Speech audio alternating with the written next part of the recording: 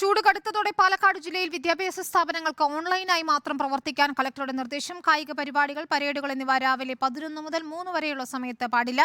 Medical കോളേജുകളിലെയും nursing കോളേജുകളിലെയും വിദ്യാർത്ഥികൾക്കും നിയന്ത്രണം ബാധകമാണ്. മെയ് 6 വരെ നിയന്ത്രണങ്ങൾ തുടരും. ഇക്ബാൽ അറക്കൽ നൽകും വിവരങ്ങൾ. ഇക്ബാൽ, പാലക്കാട് ഗുരുതര സാഹചര്യമാണ് എന്നുള്ളത് കൊണ്ട് തന്നെ നിയന്ത്രണങ്ങൾ കടുപ്പിച്ചിരുന്നു. അതിന് പിന്നാലെയാണ് ഇപ്പോൾ ഓൺലൈനായി വിദ്യാഭ്യാസ സ്ഥാപനങ്ങൾ പ്രവർത്തിക്കാനുള്ള നിർദ്ദേശം നൽകിയിരിക്കുന്നത്. മറ്റെന്തെല്ലാം മുൻകരുതൽ നടപടികളാണ് ജില്ലാ ഭരണകൂടം സ്വീകരിക്കുന്നത്?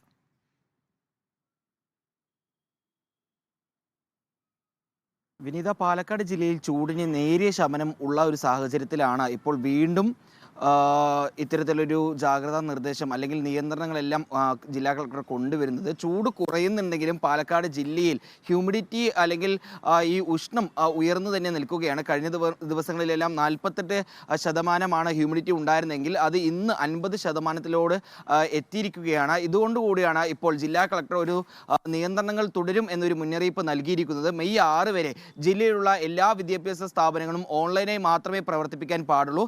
ഇത് മെഡിക്കൽ കോളേജുകൾക്കും നഴ്സിംഗ് കോളേജുകൾക്കും എല്ലാം ബാധകമാണ് എന്നും ജില്ലാ കളക്ടർ അറിയിച്ചിട്ടുണ്ട്. മാത്രമല്ല, ജില്ലയിൽ ഈ മെയ് 6 വരെ ഒരു കായിക പരിപാടികളും അതുപോലെ തന്നെ പരേഡ് പരിപാടികളൊന്നും സംഘടിപ്പിക്കാൻ പാടില്ല എന്നും ജില്ലാ കളക്ടർ പുറപ്പെടുവിച്ചുള്ള ഈ നിർദ്ദേശത്തിൽ പറയുന്നുണ്ട്. ആസ്പെറ്റോസ് ടിൻ ഷീറ്റിന് കീഴിൽ താമസിക്കുന്ന തൊഴിലാളികളെ ഉടൻ മാറ്റി താമസിപ്പിക്കാൻ തൊഴിലുടമകൾക്കും ജില്ലാ കളക്ടർ നിർദ്ദേശം നൽകിയിട്ടുണ്ട്.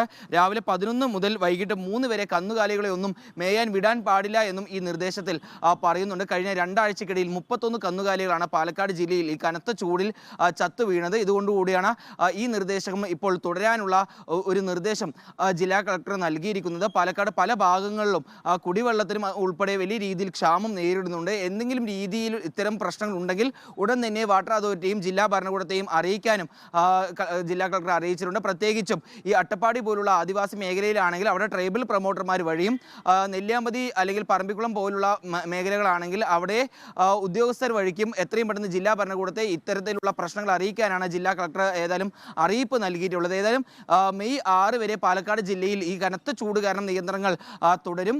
പ്രത്യേകിച്ചും വിദ്യാഭ്യാസ സ്ഥാപനങ്ങൾക്കാണ് മെയ് 6 വരെ വിദ്യാഭ്യാസ സ്ഥാപനങ്ങളെല്ലാം ഓൺലൈനായി മാത്രമേ പ്രവർത്തിപ്പിക്കാൻ പാടുകയുള്ളൂ. വിനീത, ശരി. ഇക്ബാൽ അറക്കലാണ് പാലക്കാട് നിന്നും വിവരങ്ങൾ നൽകിയത്. അതീവ